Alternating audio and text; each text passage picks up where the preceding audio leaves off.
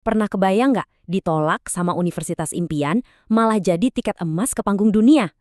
Nah, ini dia kisah luar biasa Rahmat Kaimuddin. Dari seorang anak sederhana di Makassar yang berhasil mimpin raksasa teknologi sampai akhirnya pilih jalan jadi abdi negara. Gimana ceritanya? Yuk kita bedah bareng-bareng perjalanan hidupnya yang penuh lika-liku ini. Pernah nggak sih ngerasain ditolak? Sakit ya? Nah, buat Rahmat Kaimuddin, kegagalan yang paling dia rasain yaitu ditolak sama universitas impiannya di Indonesia, malah jadi berkah. Momen ironis inilah yang justru ngebuka gerbang perjalanannya ke panggung global. Oke, biar kita benar-benar ngerti kenapa ambisinya segede itu, kita harus mundur dikit nih, balik ke akarnya. Kita mulai dari bagian 1, awal yang mengejutkan. Ini cerita dari Makassar tentang satu kejadian tragis yang ngebentuk dia selamanya. Jadi Rahmat ini tumbuhnya di keluarga yang sederhana, hangat gitu. Ayahnya PNS, ibunya ya ibu rumah tangga. Kelihatannya sih hidupnya biasa aja, stabil, sampai akhirnya ada satu kejadian yang mengubah semuanya. Dan tragedi itu kejadian pas Rahmat baru umur 12 tahun. Ayahnya meninggal. Dan yang tersisa buat keluarganya cuma uang pensiun bulanan Rp150.000. Bayangin, Rp150.000. Angka ini bukan cuma statistik ya, tapi ini gambaran nyata susahnya hidup yang tiba-tiba harus mereka hadapi. Nah, disinilah titik baliknya. Momen ini tuh nggak bikin dia patah, tapi malah ngebentuk keyakinan yang kuat banget dalam dirinya. Dia sadar satu hal penting. Kalau gue mau perbaiki hidup ini, ya harus dengan usaha sendiri. Jadi, ya udah, pendidikan dan kerja keras jadi satu-satunya senjata dia. Oke, sekarang kita masuk ke bagian 2, retasan pendidikan. Pertanyaannya kan, gimana ceritanya anak dari Makassar dengan duit pas-pasan bisa masuk MIT? Salah satu universitas paling top di dunia loh. Ternyata ada hacknya, ada cara cerdas yang dia temuin. Langkah pertamanya, dia berhasil masuk SMA Taruna Nusantara. Nah, di sekolah inilah dunianya jadi kebuka lebar. Lingkungannya kan kompetitif banget tuh. Ini yang bikin dia pede kalau dia bisa bersaing. Bukan cuma sama anak-anak di daerahnya, tapi sama siswa-siswa terbaik se-Indonesia. Nah, ini nih dilema klasik yang mungkin banyak dari kita juga pernah rasain. Gimana kalau nilai lo bagus, tapi dompet tipis? Punya otak, tapi nggak ada biaya. Rahmat juga mentok di tembok ini, sampai akhirnya dia nemuin satu info penting yang jadi kunci.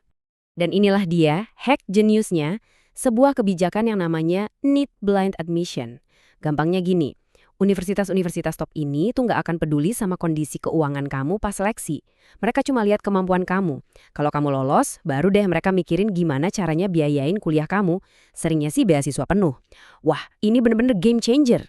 So, kuncinya ada 2 buat dia nembus MIT. Pertama, prestasi yang gila-gilaan, kayak mewakili Indonesia di Olimpiade Sains Internasional. Itu bikin aplikasinya kinclong banget. Dan yang kedua, ini mungkin kedengeran sepele, tapi penting banget, berani buat daftar. Karena ya itu tadi, satu-satunya cara pasti buat gagal ya dengan nggak pernah nyoba sama sekali kan?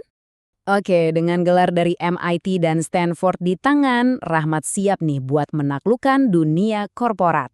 Kita masuk ke bagian 3, meniti tangga karir.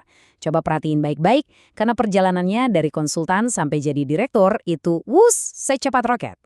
Coba lihat deh jejak karirnya. Cepet dan strategis banget kan? Mulai dari BCG, tempat dia belajar mecahin masalah-masalah rumit, terus ambil MBA di Stanford, sampai akhirnya terjun ke dunia private equity. Itu loh, industri yang invest di perusahaan biar bisa tumbuh. Dan puncaknya, dia jadi direktur di umur 29 tahun. Ini pencapaian yang luar biasa banget di industri manapun. Di dunia private equity ini, dia belajar satu filosofi penting yang ngebentuk dia jadi pemimpin. Jangan cuma tahu beli, tapi juga harus tahu ngurus. Jadi ini bukan cuma soal beli perusahaan, tapi gimana cara ngejalaninnya. Nah, mentalitas operasional inilah yang jadi bekal dia buat tantangan yang lebih besar lagi. Dan sekarang, kita sampai di bagian 4, tantangan unicorn.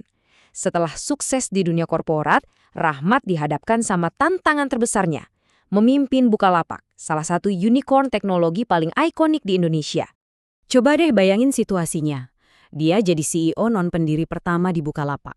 Dan cuma dalam hitungan minggu, pandemi COVID-19 ngehantam dunia. Kebayang nggak sih tekanannya? Dia harus mimpin perusahaan di tengah krisis global yang belum pernah kejadian sebelumnya. Waktu itu kan lagi tren bakar uang ya di industri teknologi. Nah, Rahmat datang dengan filosofi yang beda. Kalau cuma cari orang yang bisa numbuhin perusahaan tapi harus bakar duit, saya bukan orang yang tepat. Jadi fokusnya jelas, pertumbuhan yang sehat, yang sustainable. Dan prinsip inilah yang ngebawa dia ke pencapaian berikutnya. Dan hasilnya, di bawah kepemimpinan dia, Bukalapak berhasil mencetak sejarah. Mereka ngelakuin IPO terbesar yang pernah ada di Bursa Efek Indonesia. Kalau kalian lihat di bagian ini, skalanya itu benar-benar mecahin semua rekor sebelumnya. Ini jadi tonggak sejarah buat industri teknologi di negara kita. Nah, setelah pencapaian segede ini, kira-kira mau ngapain lagi ya? Kebanyakan orang mungkin bakal santai aja di puncak. Tapi Rahmat beda. Dia malah milih jalan yang sama sekali nggak terduga. Selamat datang di bagian 5, arena baru, pelayanan publik. Kesuksesan IPO yang heboh itu bikin nama dia jadi sorotan nasional. Dan sorotan itu, ternyata ngebuka pintu yang nggak disangka-sangka, pintu ke istana. Undangan datang langsung dari pemerintah, minta dia buat mengabdi pada negara. Nah, ini nih pertanyaan besarnya. Kenapa juga ninggalin gaji gede dan posisi puncak di swasta buat masuk ke dunia birokrasi pemerintah? Apa sih yang sebenarnya dia cari? Dan ini jawabannya. Sederhana tapi dalam banget. Dia tuh capek jadi penonton yang cuma bisa ngeluh dari luar. Dia pengen masuk ke dalam sistem, ngerasain sendiri prosesnya, dan ngasih kontribusi nyata.